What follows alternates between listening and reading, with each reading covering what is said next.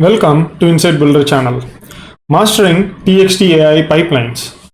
16 pipelines to streamline NLP use cases with artificial intelligence models. The challenges that we are going to discuss in this particular video. There are various tasks that is involved in image processing, in speech to text, in data processing, as well as in text processing. In case of TxtAi, these tasks have been converted to pipelines. So pipelines in case of TxtAi is a class construct that initiates the model, the AI model that is going to do the task, and it starts processing the data that you're going to provide. So this is all completely automated for you guys inside the TxtAi module. The model that I'm talking about, the pipeline that is going to be abstracted away, I have already discussed about these models in the earlier videos inside my playlist. If you visit the playlist Mastering NLP with Hugging Face, I have discussed the tasks and the models for these tasks inside the 11 NLP tasks and 8 vision tasks. So you can take a look at these videos for better understanding. Coming back to the presentation, the point I'm trying to make is that these pipelines are basically tasks, and each of these pipelines will pull down the models. That is actually a transformer pipeline into the Hugging Face hub. So learning that TxtAi is not alone. So TxtAi is going to take the help of Hugging Face hub, transformer models, and the transformer library inside Hugging Face hub is going to load the open source model inside the Hugging Face hub is very important. Okay, so all these are open source models. It's anybody can use it, and you can learn from it, and also do understand the licenses of each of these models. So if you visit Hugging Face hub, the particular model card, you can understand their licenses, their use cases, as well as the license around which it can be used. So all these things are necessary when you are going to go into real production that is going to be customer facing. So anyway, that is a different discussion altogether. However, I want to bring that to your notice. Now in this video, what we are going to do is we are going to primarily discuss on the text processing pipelines. As I have already highlighted here in red, we will be discussing these 8 processing pipelines. So the key topics and the benefits of using pipelines inside TxtAi is that pipelines provide a common entry point for all the text or all the inputs that you want to work with. It also makes swapping out models very simple, and it also makes working with multiple models or multiple different pipelines very simple. It can be used as a Python function, custom function inside the SQL query process in semantic search. So this idea I already discussed in the earlier video. I'll be attaching that video along with this video also, so that you can understand. Most importantly, these pipelines can be chained together using workflows. That is, workflows is again a construct, a class construct inside the TxtAi module, which helps to bring together multiple models. As these pipelines are getting created, or the workflows are getting created, the data ingestion process becomes automated. The output is generated, which can be evaluated very easily, because the moment we try to work with various unstructured data, you will have to evaluate the output that is coming out. You have to find a way to test the output that is getting created, right? So all these things, also most importantly, the model itself can be swapped out and swapped in. So all the data that is coming out of this model, you need to find an effective way to test it, and then get ready for the consumers. So this is also one of the points that is getting streamlined by TxtAi. It reduces the effort in lots of places where data getting embedded to the vector source. It actually reduces the effort a lot. All these things we will be discussing in this particular notebook that I'll be sharing sharing the link inside the YouTube description of this video. Take a look at that. The notebooks will have the examples of all the above text pipelines, and also it will share you about the models that is used by TxtAi for these pipelines.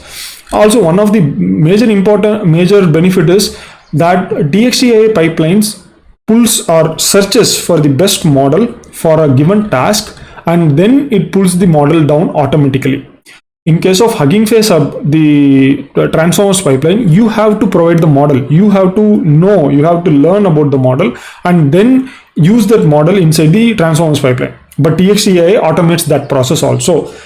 However, as you can immediately understand, that TxtAi is abstracting away one of the steps involved in this NLP process. That is, you don't need to learn about the models. You don't need to understand where the model is exactly.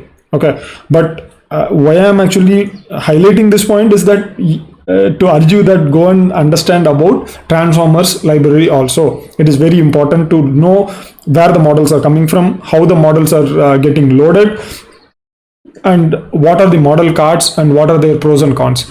These points I'm not discussing in this video. However, it is just a click away. Just go to Hugging Face Hub and sign up. Most importantly, sign up for their account and start learning about the models there. They have an excellent model card for all the models. That is almost all the models. Not all the developers update the model cards, but most highly used models like from Google, from Facebook, from Illuthor AI, from OpenAI, all these guys have a very good model card concept available.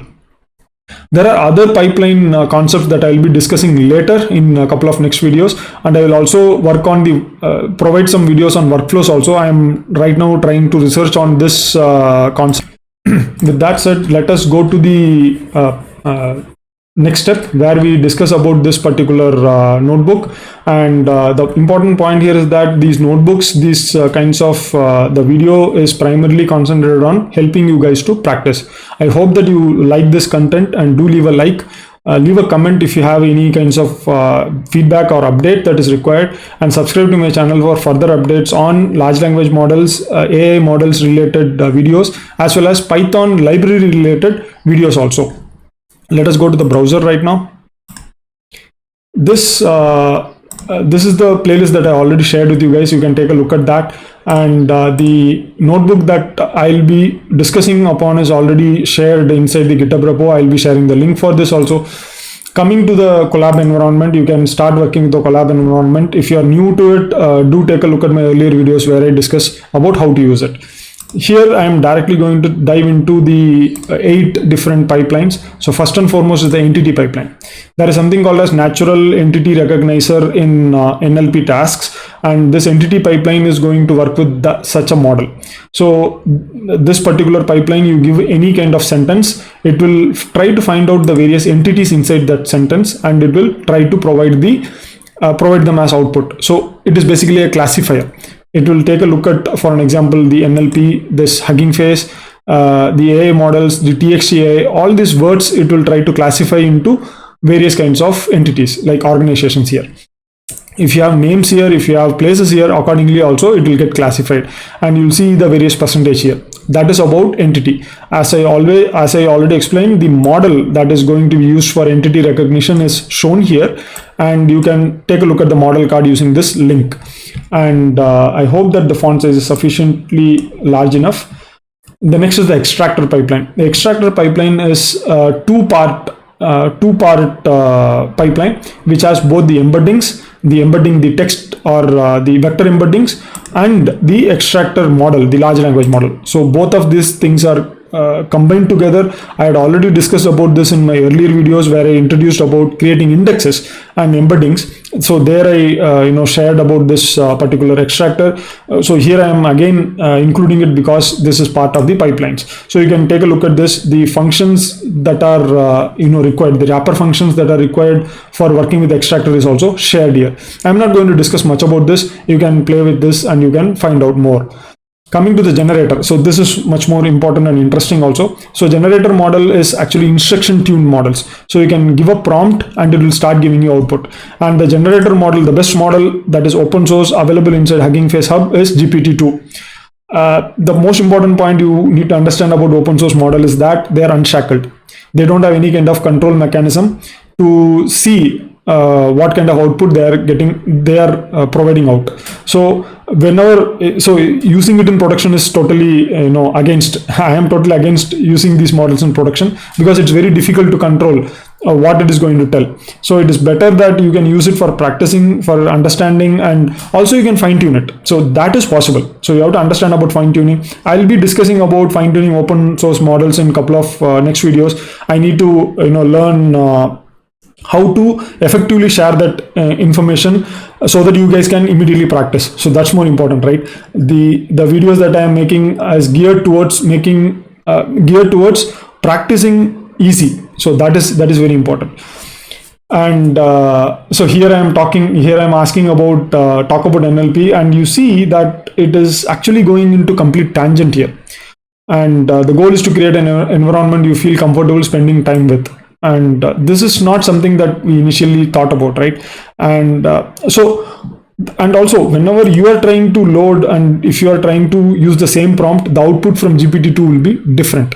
So if you have been following the news for past couple of years, you must have seen that some of the models had given totally different outputs, and the models were taken down from the internet because the outputs were not ready for customer consumption.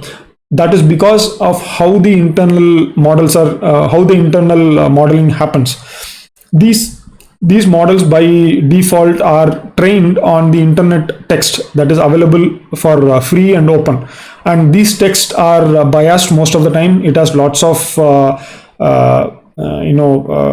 words that are not appropriate for regular usage. So when such a text is used for creating the models, we are going to face this kind of a challenge.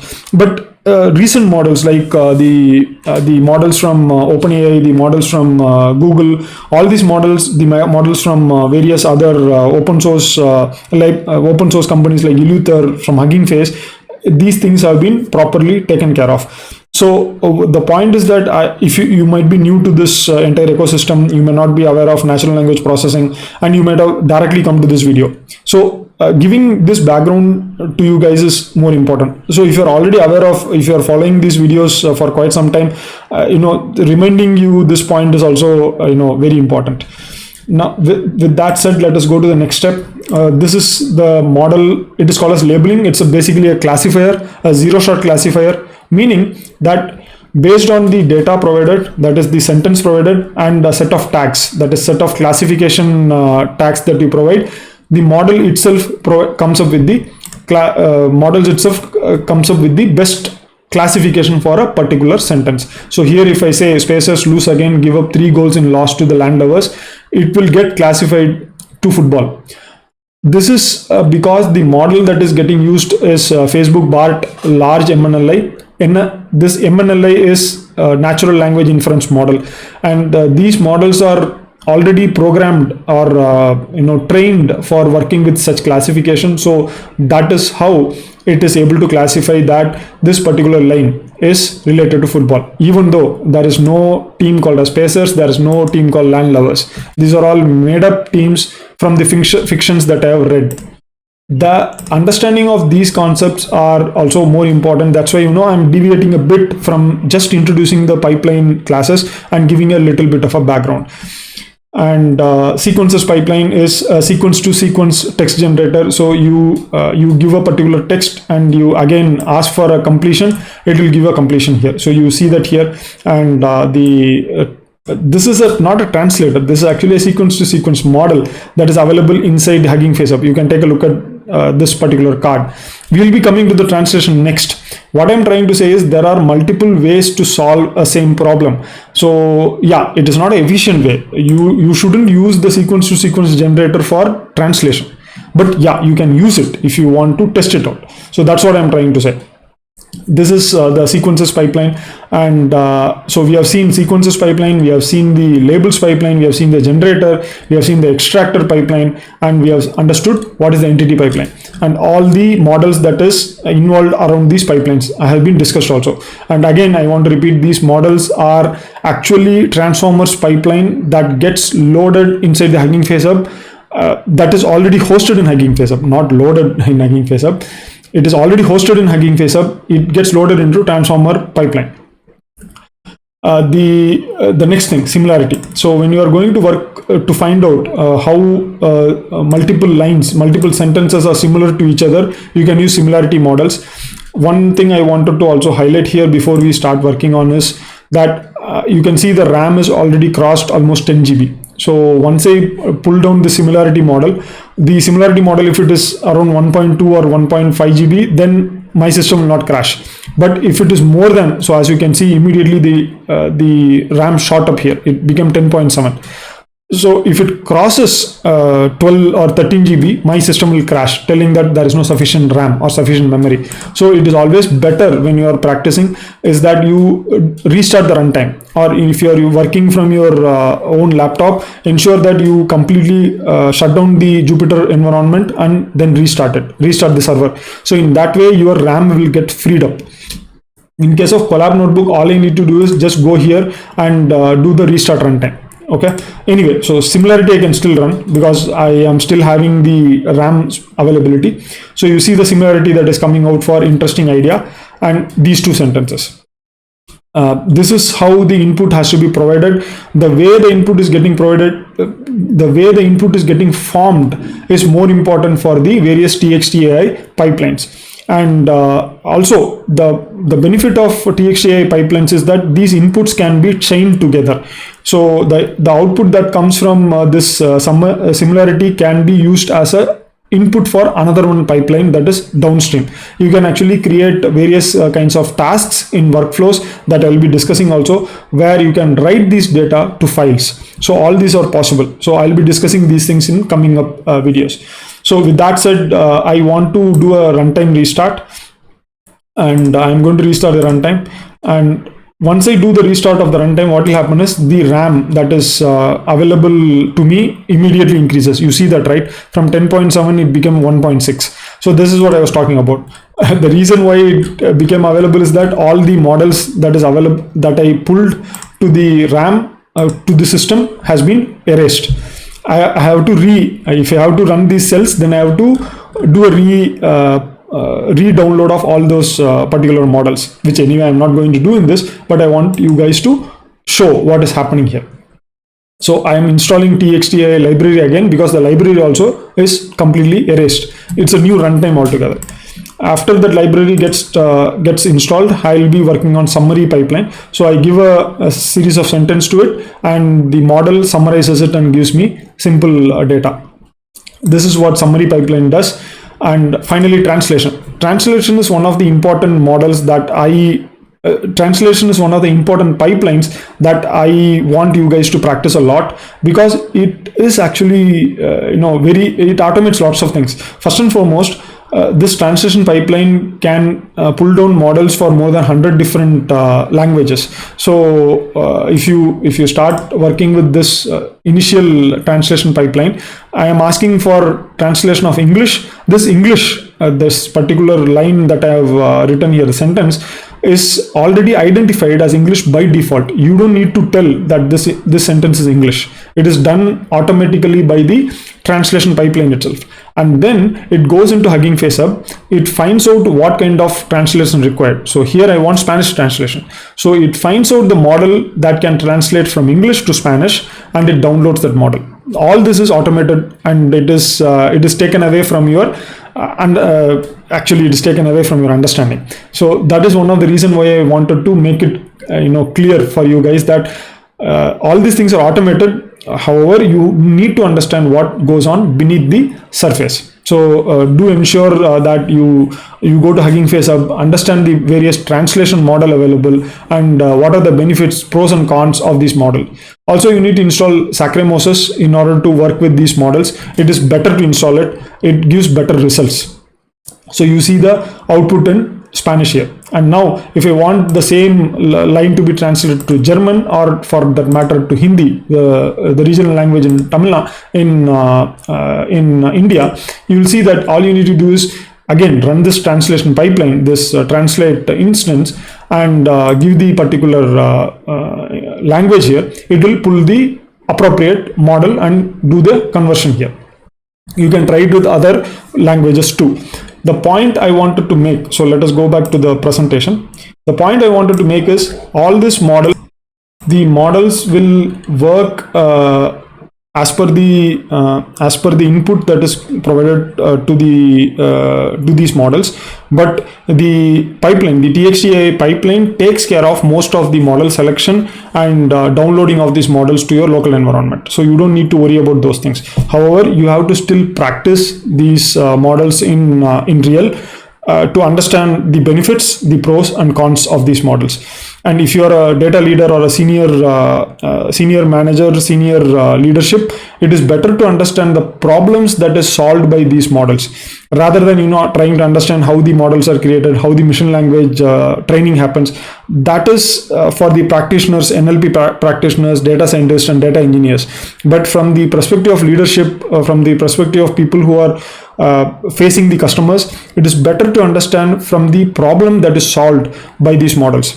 In fact, for a better understanding, I would say that these models are basically Python functions or regular programming functions that are mathematically created. So usually the programming functions are a series of rules and assignments that are written by humans, but all these rules and assignments are understood by these models mathematically, and it gives the output like equal to a programming function. Understanding the models, the AI models in this way actually removes a lot of frustration from learning about these models. Because let me go to the browser again. So let me give you a comparison. You can have a translator which is purely written based on rules, right? And also, if you go a little above, you can have the labels classifier that is purely written upon regular expressions, which can read the various sentences, and then it can actually look at the sentence, and if it sees, okay, if the sentence has goals, if the sentence has various themes, then it has to be classified as football. So this can be done by regular expression Python functions or various constructs in regular expression.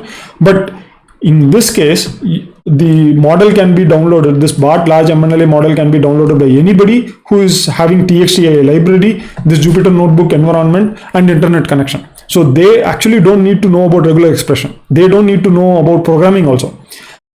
So this is the point I wanted to make. The models, the artificial intelligence models, are basically the functions or programming constructs that are mathematically modeled. There are lots of good videos and good resources out there that discusses this point, and I wanted to also reiterate this point, so that if you're new to this entire ecosystem, having this idea can remove a lot of anxiety around this artificial intelligence. It's not that difficult if you have a basic understanding of mathematics, basic understanding of how the in differentiation and integration works. Even that is not required. All you need to understand is that how the input goes into the model, and how the output comes out, and how to read it. These are the major things that you need to really concentrate upon. If you're training yourself to become an NLP or a machine language practitioner, you have to go in detail. I'm not denying that. But my idea of telling about these comparisons between Python function or programming functions and artificial intelligence models is for people who are completely new to artificial intelligence, large language models, and the ecosystem around large language models. I hope that you guys really understand why I'm telling this, and I hope that you like it. Do share it with others. Subscribe to my channel so further updates related to TxtAi, related to Python libraries, and the various ecosystems surrounding large language models will directly be provided to your YouTube dashboard once the videos are updated. With that said, I would like to leave with 4 words as usual, that is practice, practice, practice, practice. See you guys and have a great time.